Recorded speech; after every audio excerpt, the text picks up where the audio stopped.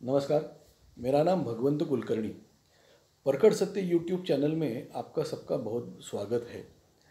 आज का जो विषय है वो हमारा यह विषय है कि हम लोग आरक्षण पे बात करेंगे। आज आरक्षण की वजह से जो ब्राह्मण है, क्षत्रिय है, क्षत्रिय में जो आपके जाट, ठाकुर, हमारे महाराष्ट्र में मराठा और रेड्डी, ये जो सब सब जमातें आती है, या तो वैश्यवाणी जो लोग, वैश्य लोग हैं, जो ये सब जमात आती है, कायस्थ लोग भी आते हैं। तो इनका ये आरक्षण की वजह से बड़ा नुकसान होता है। और ये नुकसान होने से फ़ायदा देश का भी नहीं हो रहा है, फ़ायदा हो रहा है फॉरेन कंट्रीज़ का फ़ायदा हो रहा है, परदेशी देशों का राष्ट्र फ़ायदा हो रहा है। यानी एक बीच में मैंने एक ये बनाया था व्हाट्सएप पे, तो उसमें लिखा था, पढ़ेगा इंडिया तो बढ़ेगा अमेरिका। आज हमें रिजर्वेशन से हमारा नुकसान तो काफ़ी हो रहा है, उसमें कोई दो राय नहीं, लेकिन हमको अगर इसको टैकल करना है तो हमको आरक्षण का विरोध करके टैकल कर सकते तो नहीं कर सकते। इसका हम लोग को आरक्षण का जो पिछड़े जमात को आरक्षण मिला है, या तो ओबीसी वर्ग को आरक्षण मिला है, तो इसमें इस आरक्षण का विरोध करके हमारा कोई भला होने वाला नहीं है। और इस आरक्षण का विरोध अगर हम करेंगे तो हमारा विरोध होगा, और हमारा विरोध होगा तो हमें ये देश का नुकसान होगा। देश का नुकसान कैसे होगा कि हम आपस में झगड़ा करते रहेंगे और हमारा देश का नुकसान होगा।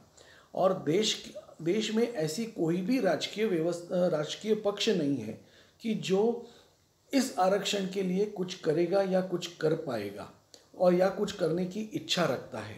लेकिन देश के भले के लिए आज कोई पार्टी की ज़रूरत है तो वो है भारतीय जनता पार्टी। नरेंद्र मोदी की सरकार जो है वही अभी देश के लिए है, क्योंकि ये मुसलमानों का संकट बहुत बड़ा है अभी।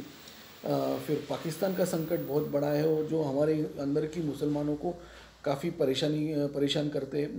मुसलमान को हाथ ये लगाकर काफ़ी परेशानी होती है।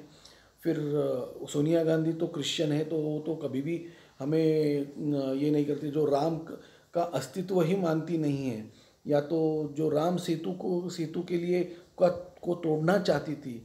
तो और जिनके सुपुत्र राहुल गांधी है, वो तो क्या है, अभी तो मेरे को अभी उनकी शादी की भी उम्र नहीं हुई है ऐसा लगता है। तो ऐसे लोगों से हम लोग क्या उम्मीद कर सकते हैं? या तो उत्तर प्रदेश में मुलायम सिंह जी की जो पार्टी है वो देश के लिए क्या कर सकती है, या तो राष्ट्रीय जनता दल। तो ऐसा ममता जी का तो हम लोग ने देखा है कि कितने पैमाने पे क्या क्या हो रहा है उधर। तो उसकी वजह से हमें अगर देश में अगर कोई ये चाहिए, देश के लिए अगर कोई अच्छी पार्टी है तो वो भारतीय जनता पार्टी है। और भारतीय जनता पार्टी का नरेंद्र मोदी की सरकार ही उधर आनी चाहिए। लेकिन ये करने से हमारा कोई प्रॉब्लम सॉल्व होता है क्या? तो हमारा कोई भी प्रॉब्लम सॉल्व नहीं होता है। तो हमको क्या करना चाहिए? तो हमको ये करना चाहिए कि इसमें हम लोग को सुवर्ण मध्य क्या निकाल सकते हैं। तो ये सुवर्ण मध्य क्या हो सकता है? तो सुवर्ण मध्य ये है कि अभी जो जिनको आरक्षण मिल रहा है, पिछले 70 साल से आरक्षण अगर मिल रहा है, तो पिछले 70 साल से जिनको जो 2 पीढ़ियों को आरक्षण मिला है, उनकी तीसरी पीढ़ी को आरक्षण नहीं मिलना चाहिए। ऐसा कोई कानून आना चाहिए। दूसरी बात, जो आईएएस ऑफिसर है, जो आईपीएस ऑफिसर है, जो क्लास 1 ऑफिसर है, तो ऐसे जो ऑफिसर जो पिछड़ी जमात से या तो ओबीसी जमात से जो आते हैं, तो उनका भी आरक्षण बंद होना चाहिए, क्योंकि उनकी अगली पीढ़ी को आरक्षण मिलना नहीं चाहिए, क्योंकि उनका ये पैसा वगैरह उनके पास ये है, वो काफ़ी बढ़ चुके हैं।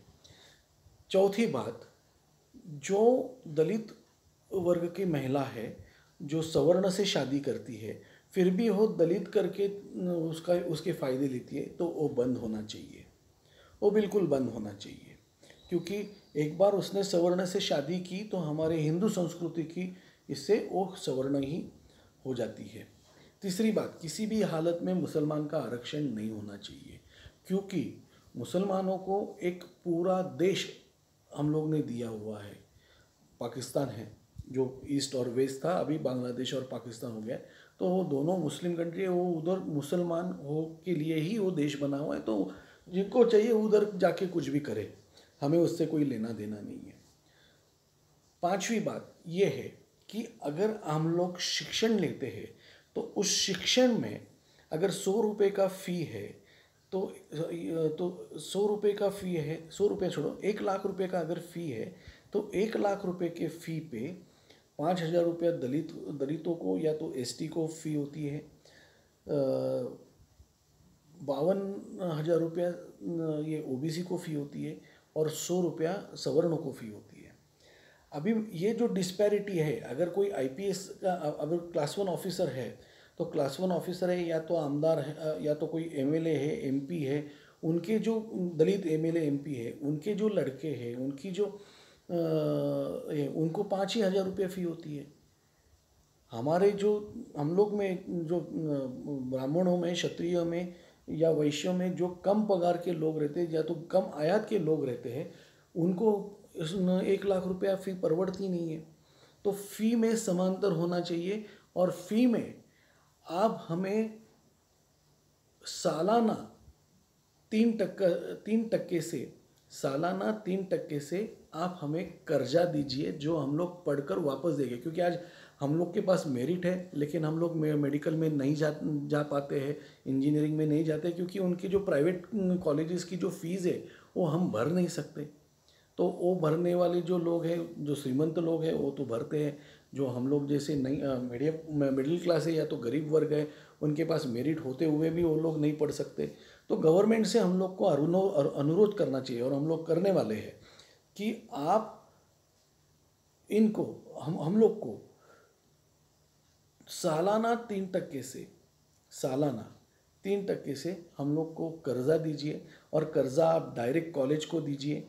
ये आपके पिताजी की आय कितनी है, आपकी माताजी की आय कितनी है, या तो आपकी इस्टेट कितनी है, आपकी प्रॉपर्टी कितनी है। अगर हमारा बेटा 94-95% लेके आता है, 90 के ऊपर उसके परसेंट आते हैं और हम गरीब हैं, हमारी कोई प्रॉपर्टी नहीं है, हमारी कोई औकात नहीं है, फिर इसलिए हमको कर्जा नहीं मिलेगा, तो वो नहीं चलेगा। आप एक तो हमको फीस भी ज़्यादा है, तो इसके लिए हम लोग को संगठित होना चाहिए। हम लोग को हर एक एमपी एमएलए से मिलना चाहिए, उनको मिलकर हम लोग को ये करना, हम लोग को ये बताना चाहिए। उसके लिए हम लोग को सुप्रीम कोर्ट में जाके कानून बनवाना चाहिए या तो लोकसभा विधानसभा में जाके इनसे बात करनी चाहिए। इसके लिए हम लोग एक टीम संगठित कर रहे हैं। तो ये सब करने के लिए, क्योंकि आज देखिए हम लोग को 94% पे एडमिशन नहीं मिलता है, इन लोग को 45% पे मिलता है। हमको उसमें ये नहीं है, लेकिन वो 45% वाला जो आदमी है वो पूरा कोर्स भी कंप्लीट नहीं कर सकता है, काफ़ी बार देखा गया है। इसलिए तो हम लोग को उनसे उनका कुछ छीनना नहीं है, लेकिन उनका भी अगर जो पिछड़ा आदमी है वो भी ऊपर नहीं आता है, क्योंकि जो आगे बढ़ चुके हैं पिछड़ों में वही आगे चले जाते हैं। ये पिछड़े जो उनमें जो पिछड़े रहते हैं वो आगे नहीं आते। तो अगर जिसको जिनकी दो पुश्तैनी को ये मिला है, आरक्षण मिला है क्या, तो उनके तीसरे इसको नहीं जनरेशन को आरक्षण नहीं मिलना चाहिए क्या।